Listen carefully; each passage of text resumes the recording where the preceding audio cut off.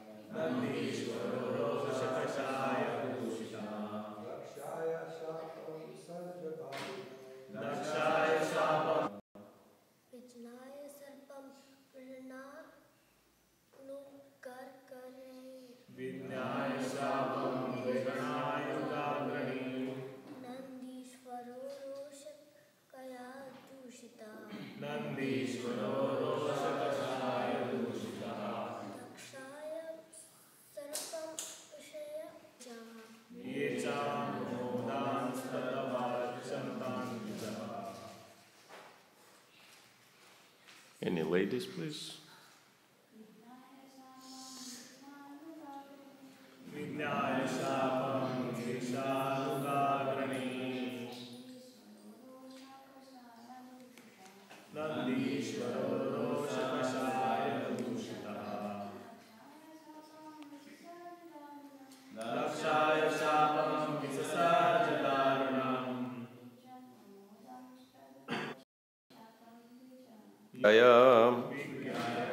Understanding.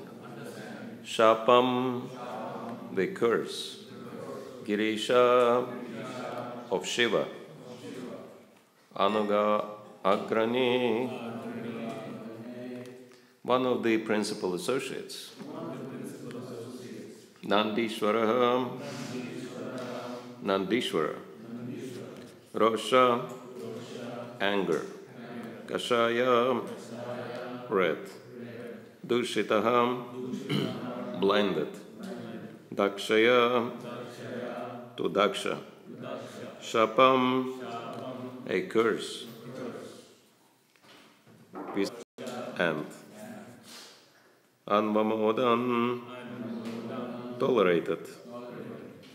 Tatavachatam, the cursing of Shiva.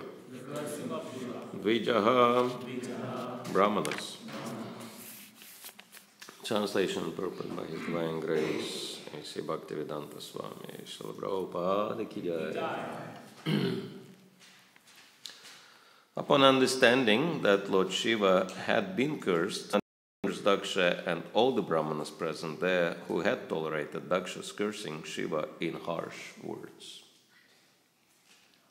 Purport. There is a long-standing dissension among some of the neophyte Vaishnavas and Shaivites. They are always at loggerheads.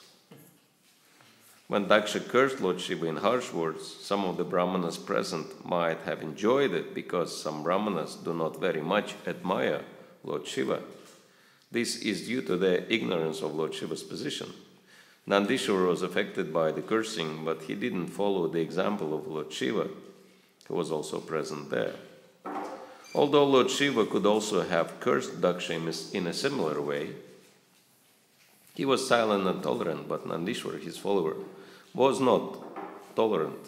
Of course, as a follower, it was right for him not to tolerate an insult to his master, but he should not have cursed the Brahmanas who were present in that great assembly.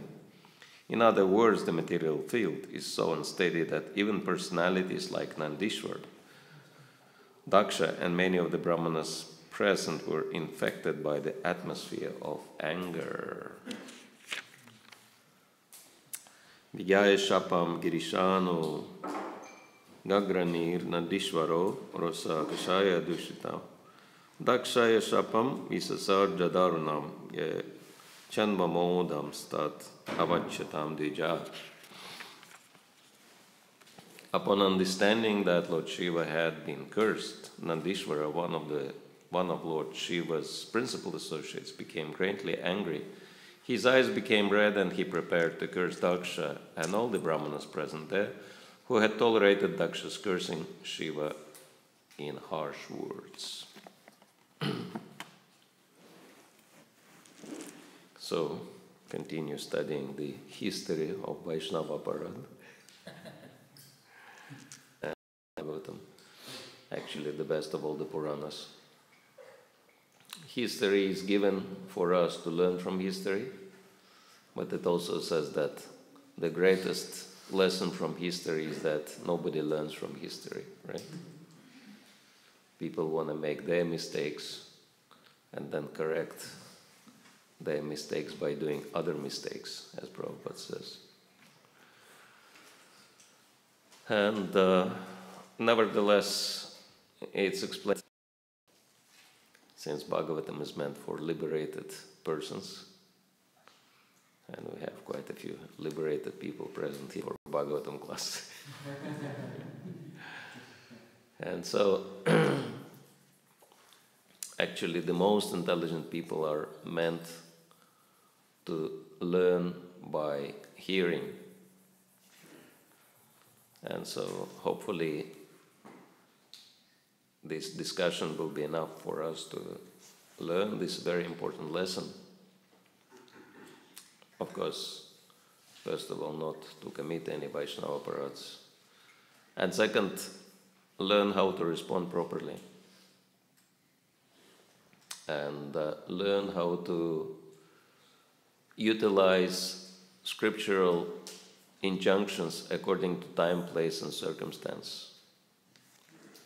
It is called intelligence because one of the functions of intelligence is ability to discriminate. Upon hearing the blasphemy of Lord Shiva, one of his principal associates, Nandishwar, became angry. And Srila Prabhupada explains in the purport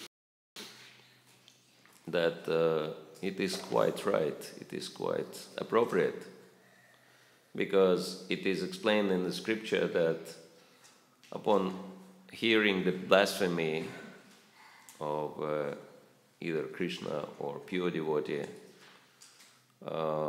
it should not be tolerated, because if we tolerate, then we share the reaction for the offense. And so one cannot tolerate. And scriptures describe 4 possible responses to the blasphemy. It says that if someone hears the blasphemy of the great soul, according to one's position, one should respond in one of the 4 ways, because the blasphemy is so poisonous. If Shudra hears the blasphemy, he should commit suicide. Vaishya should, excuse himself and leave the place. Kshatriya should cut the tongue of the offender, and Brahmana should convince the offender. With preaching, he should help him to change his mentality with the association. And of course, we should understand that what's the most appropriate approach for us as devotees. That devotee means Brahmana, right? Vaishnava means Brahmana. Actually, Vaishnavas are the best of the Brahmanas, and this is what Srila Prabhupada, this was the purpose of Srila Prabhupada's creating ISKCON. He said very clearly that human society has everything but missing the head, right? So that's why it doesn't know the direction, doesn't understand the purpose. And so that's why we need to train the head for the society, spiritual head, brahmanas. And so natural response for a brahmana is to help person to become convinced. But we can see here that Nandishwar responded in an angry way. Of course, it is there also in the scripture that anger can also be utilized in Krishna's service. And the prime example in the scripture for us is Arjuna, because Srila Prabhupada explains that Arjuna had to fight and kill for Krishna. He was saying that you will never find picture of Arjuna with his bead bag sitting somewhere in the temple room and chanting his rounds, right? No, Arjuna's service to Krishna was to shoot arrows, right? And killing people. And of course, you cannot do that without any anger. So Arjuna was utilizing anger in the Lord's service. And Srila Prabhupada also gave an example of Hanuman, who burned the entire city of Lanka. So he employed anger in the Lord's service. And many times these examples are used as excuse. Okay, I have anger, so I'll use that in the Lord's service. If someone disagrees with, and unfortunately we had these episodes when devotees were trying to use their anger in Krishna's service, and I think these episodes greatly damaged reputation of the movement. And actually, reputation, if we want to impress the society at large with the importance of this movement, we should understand that the most powerful way to impress the society is what? By good reputation, right? And so, if the movement is suffering due to bad reputation, then how people will take it seriously, right? And so that's why it is very important to understand one very simple thing. Yes, anger can be used in Krishna's service. But in order to use anger in Krishna's service, first one has to become free from anger. I hope that makes sense. And what's the scriptural confirmation of that? It is very simple. Again, Bhagavad Gita. Bhagavad Gita is our foundation, right? Of course, some people don't take it seriously. They say, oh, Bhagavad Gita is ABC. Prabhupada was calling it ABC of spiritual knowledge. So ABC is not something which people take seriously. But if you think about the analogy, without ABC, what can you do? Can you read? Can you write? Nothing, right?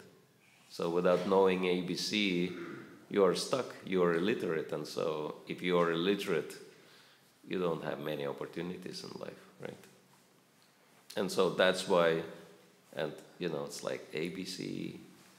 We know all the 28 letters by heart, right? Hopefully.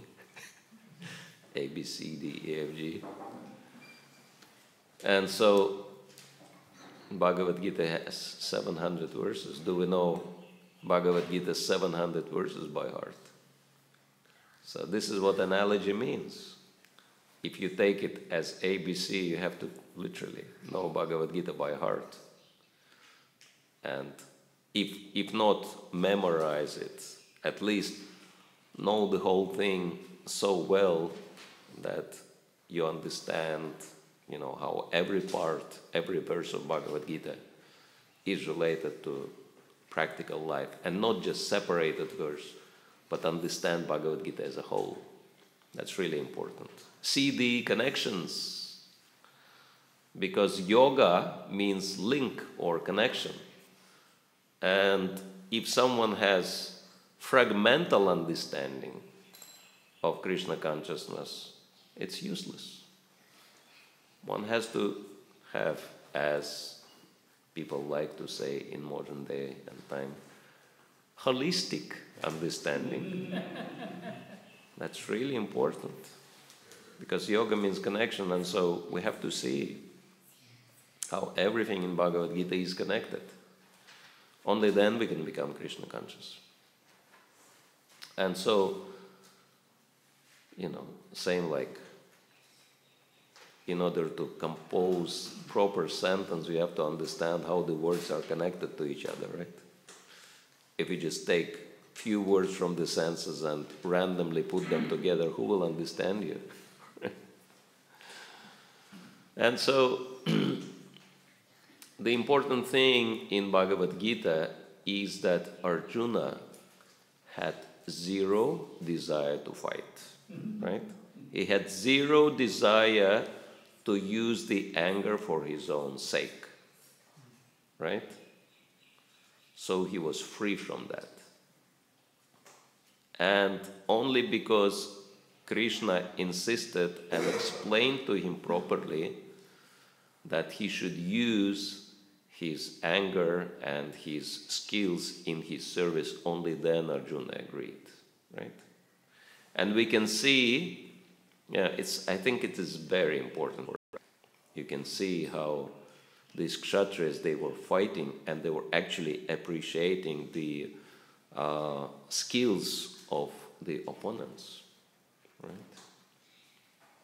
And it's described how they were fighting during the daytime and how at night they were sitting together and having heart-to-heart conversations with the enemies.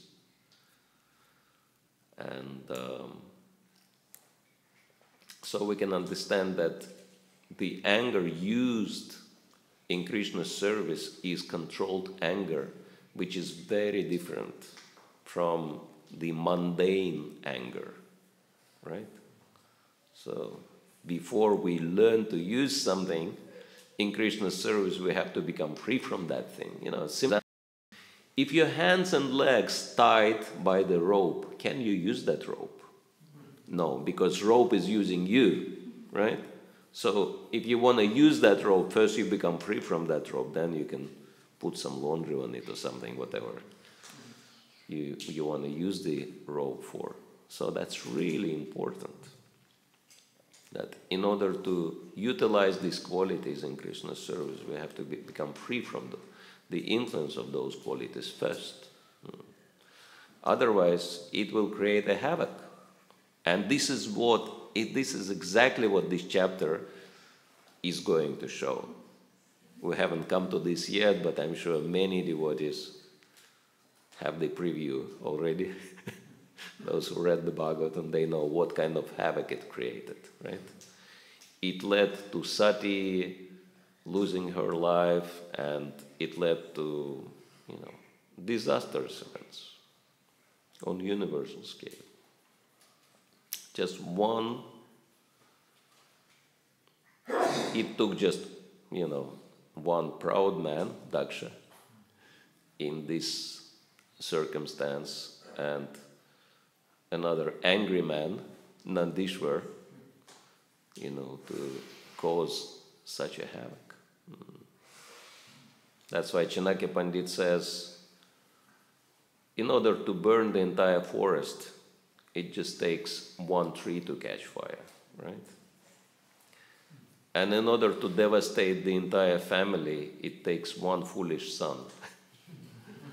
So that's why Krishna consciousness is and apply Shastra in the right way. Otherwise, Shastra,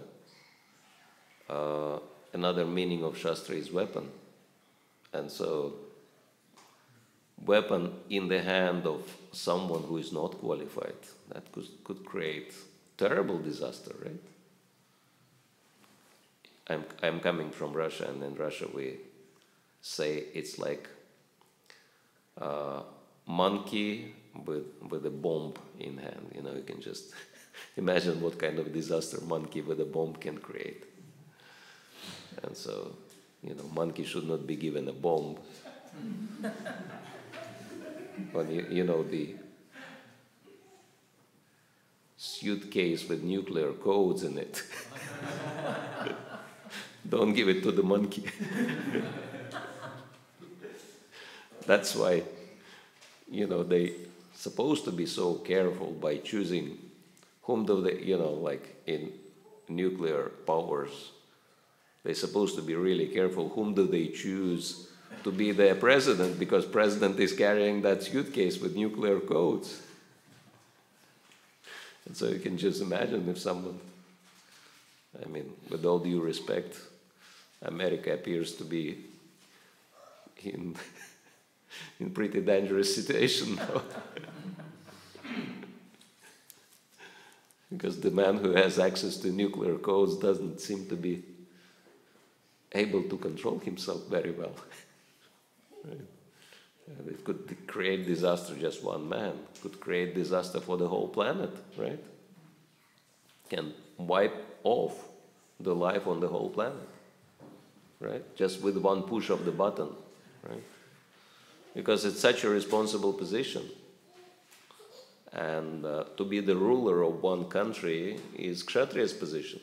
Now you can imagine how much greater the responsibility of a Brahmana is. And now you can imagine how much greater the responsibility of a Vaishnava is, right? Because Brahmanas are above Kshatriyas and Vaishnavas are above Brahmanas. So it places huge responsibility on our shoulders for what we do, for what we say, and what we think, right? And that's why Srila Prabhupada established Bhagavatam classes, because it's supposed to be thinking exercise. It's supposed to be taking these wonderful examples from the scripture and seeing how they are applicable in a modern context, right? In order to be relevant and in order not to make disastrous mistakes. All right, we can discuss that topic further on, depending on the questions or comments from devotees. Yes, Prabhu. Very nice musician. Krishna, that's right. Yes, Krishna. If the Bhagavad Gita is the secret of all secrets, if the Bhagavad Gita is the secret of all secrets, then how come it's coming to all of us? Yes, if Bhagavad Gita is the secret of all secrets, how come that it was revealed? Huh? Yeah, I'm repeating. He's saying that if Bhagavad Gita is the secret of all secrets, how come that it was revealed to all of us? Yes, actually it is true that for the reason we explained, Vedic knowledge, Shastra, was not given to anyone and everyone, right? Because it's really dangerous in the, like knowledge in the hand of someone who is not qualified can produce dangerous results. And so for this reason, Shastra was not revealed to anyone and everyone, but Bhagavad Gita is studied by pretty much everybody in Kali Yuga. And Krishna says this is the most confidential of all the spiritual knowledge. Well, there are two things. One is mercy of Lord Chaitanya. Lord Chaitanya, because in Kali Yuga no one is qualified, right? It's like Lord Nityananda, he wanted to kill Jagai and Madai, right? Lord Chaitanya wanted to kill Jagai and Madai after they offended Lord Nityananda. But then Lord Nityananda stopped him. He said, if you want to kill Jagai and Madai, because, those who live in Kali Yuga, they're all Jagais and Madais, you would have to kill everybody. But this is not your mission. You have to kill their demoniac desires, but spare their lives. And so then Lord Chaitanya, instead of killing Jagai and Madai, gave them Krishna Prema. So this is Lord Chaitanya's mercy, that people in Kali Yuga, they're deserving to be killed, but instead they're getting Krishna Prema. And in order to get Krishna Prema, one has to have spiritual understanding. What does it mean to develop my relationship with Krishna? And this understanding is given in Bhagavad Gita. But the other thing is that this knowledge will still remain confidential for those who do not follow the process of devotional service, that Krishna explains that in the end of Bhagavad Gita. He says that this knowledge cannot be revealed to those who are not austere and to those who are not devoted to me. And so, if someone is not devoted to Krishna, or someone is not austere, means one is not following Krishna's teachings, then one will not be able to understand it. Right? So, it is an open secret, but if someone does not follow, that it will remain the secret for such a person. Yes? Thank you. Good question. Thank you, Maharaj, for a nice class. I like the way you connected Bhagavatam with the global understanding, how the person has to be spiritually rooted in order to make decisions for everyone. Can you elaborate how we can use this in a household life, in a small unit of a house? Like how can this example of having anger can destroy a family? Mm-hmm. Yeah. How can we protect ourselves from this happening in the house? Very good. How anger can be controlled in the family. Coming back to the roots again, Bhagavad Gita, we understand where the anger comes from. Kama krodha bijayate. This is what Bhagavad Gita says, right? That lust produces anger. Of course, unsatisfied lust produces anger, right? And actually, lust can never be satisfied. That's why sooner or later it will produce anger. Anger can manifest itself in many different ways. Sometimes it says that depression is an anger but without enthusiasm.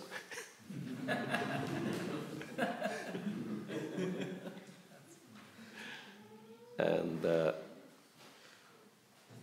that's why Srila Prabhupada said, devotee is always happy in Krishna consciousness, and you can never see devotee being morose.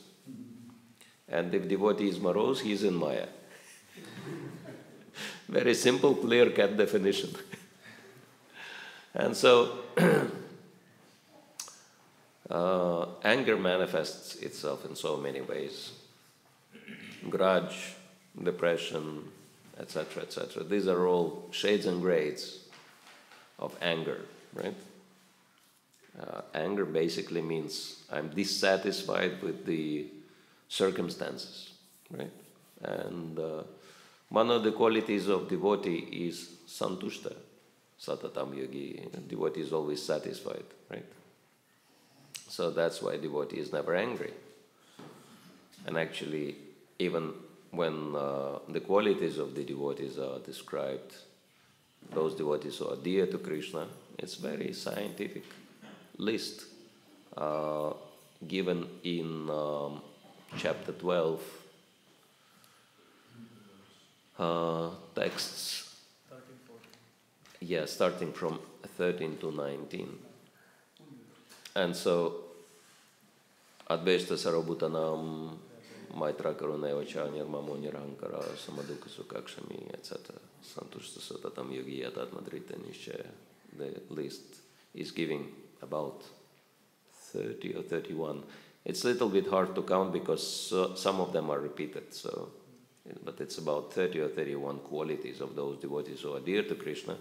And the first three are very interesting. Adveshta Sarabhutanam, having no envy or enmity towards anyone. Maitra, being friend to everybody. And Karuna, showing compassion towards everybody, right? And so, it's very interesting. Towards whom we tend to have envy? Towards those who are better than us, right? If someone is lower than you in all respects, can you envy that person? You can only envy those who are higher than you, right?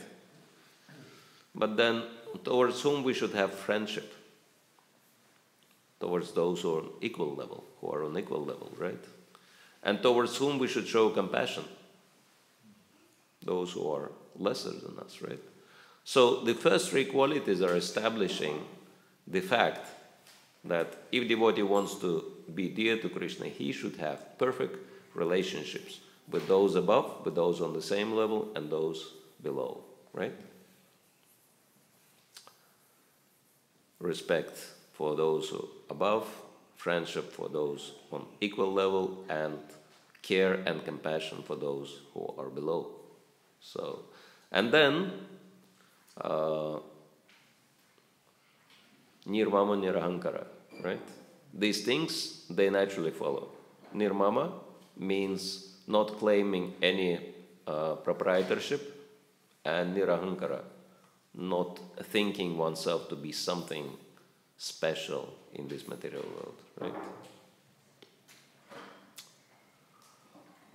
And so this is very important. And then, of course, satisfaction comes from that, right?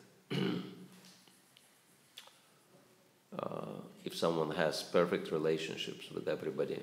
And so, anger comes from lust. So,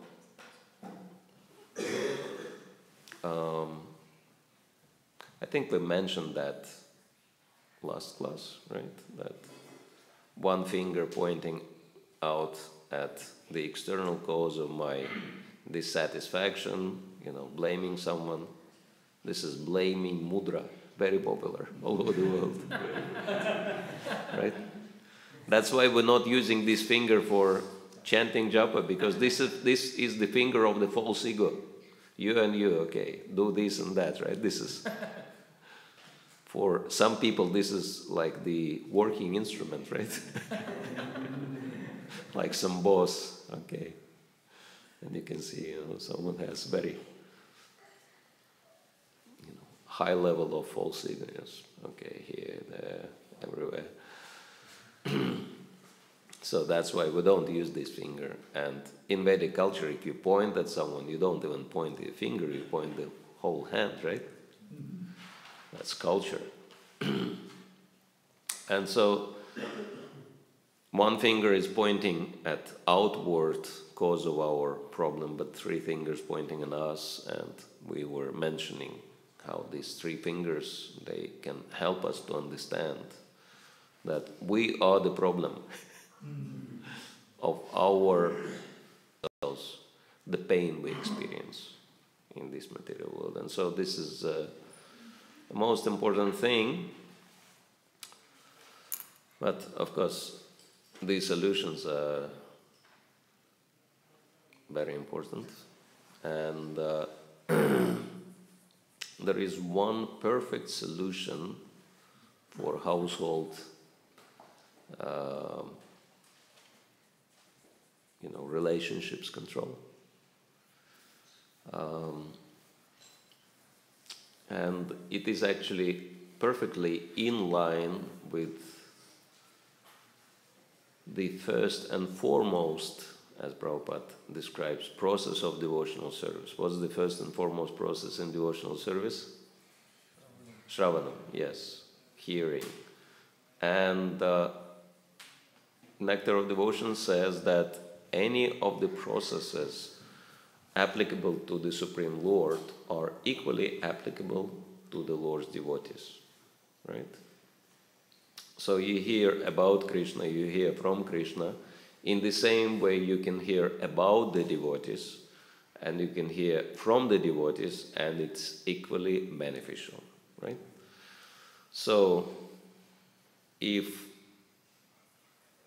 your wife is a devotee, which I presume is the case, so the first and foremost process in household life is listen to your wife.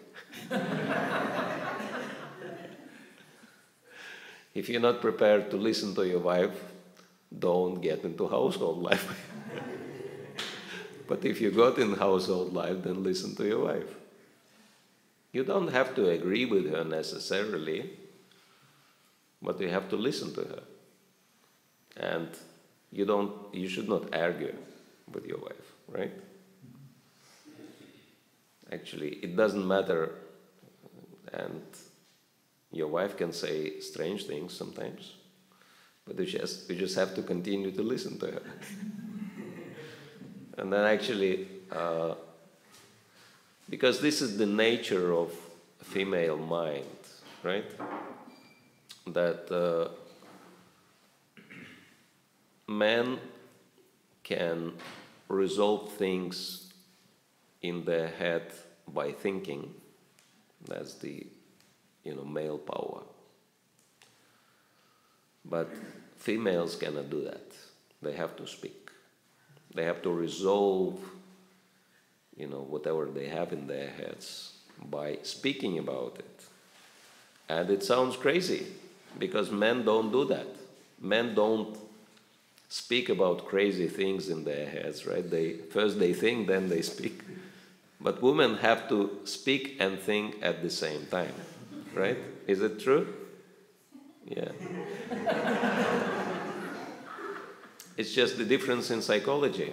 And actually, because men and women are different species of life. But, it's really important for a family man to understand that, okay, I'm dealing with different species of life here. Aliens in the house, right?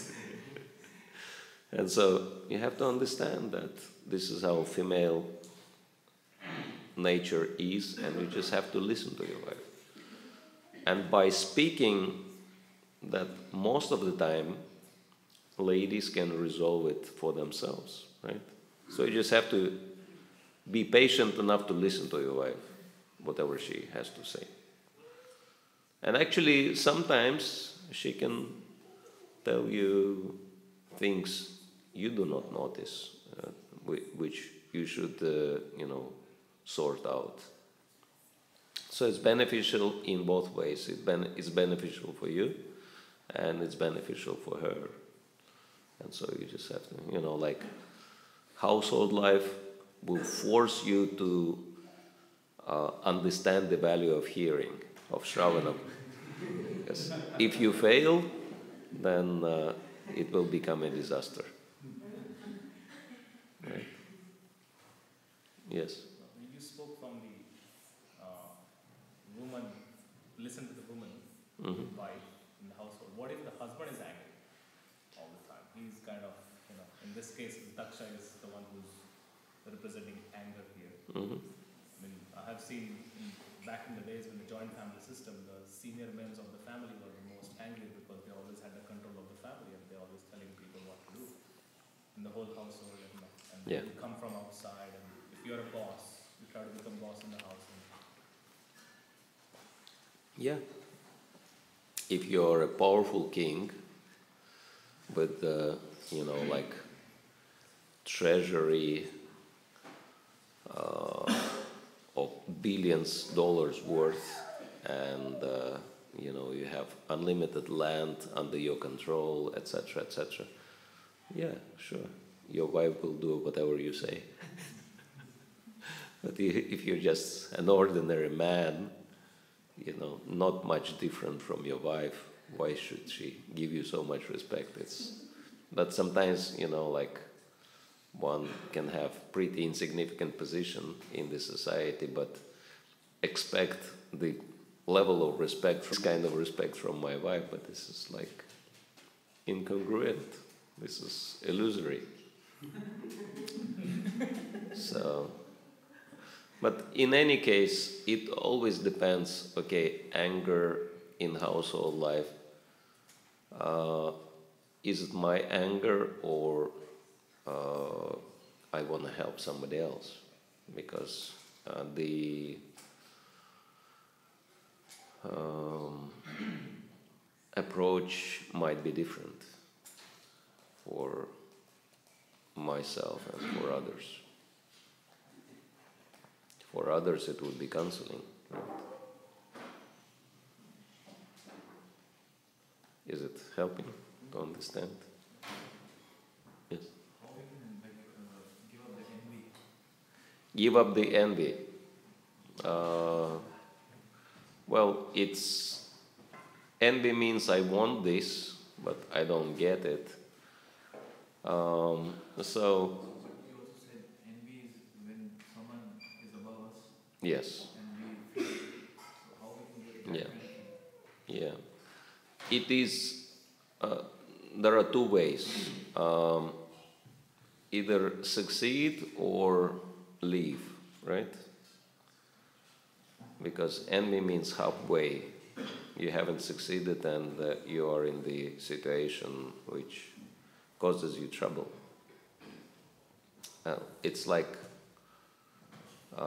at your workplace. How do you deal with a bad boss? If you have a bad boss at the workplace, very practical. And I'm looking at some Harvard professional materials, all the know-hows. I have some connections. Harvard Business School. And so, two things. You either succeed in gaining control over your boss or any of someone. You have to decide. You either go all the way forward and gain, achieve the situation which would give you same position, or leave it, right? One or the other. So you have to decide where you want to go. You cannot be in between. You cannot cross the river on both boats, right? Especially going in different directions. So you have to decide either or, one or the other boat, which one you want to take. Prabhu? D, E, F, you say devotional service and Kashi Father. My guess, D, E, F, you say A, B, C, then D, E, F. How do you tell a little bit more about D, E, F? What's that? I couldn't understand. I couldn't follow. D is devotional service or deity worship, D. Mm-hmm. And E, F is Kashi fast. Is that right? EF is what? Ekadashi fast. Ekadashi fast. I never heard this explanation.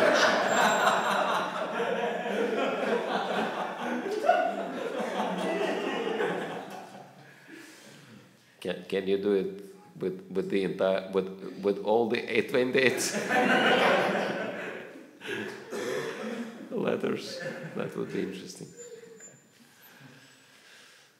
Prabhu? You mentioned in the class how if we have anger, then unless we learn unless we are free from it, we don't use it in Krishna service. But then there's also a principle in Krishna consciousness that whatever one has, if one uses that in Krishna service, then one gets purified. So how do we Okay, how do you reconcile? What do you do with the anger which is not purified, but how do we use it for our advantage? Become angry at yourself. what a fool I am. How long will I be, will I continue with my conditional, existence? Enough. I have to sort it out. Right. Stop putting yourself in miserable situations, right? Resolve it once and for all. All right. So I think we should stop here. Otherwise, next most important activity is waiting for all the devotees. Grantaraj Śrīmad Bhāgavatam ki jai, Śrīla Prabhupada ki jai, Gaur Premanande.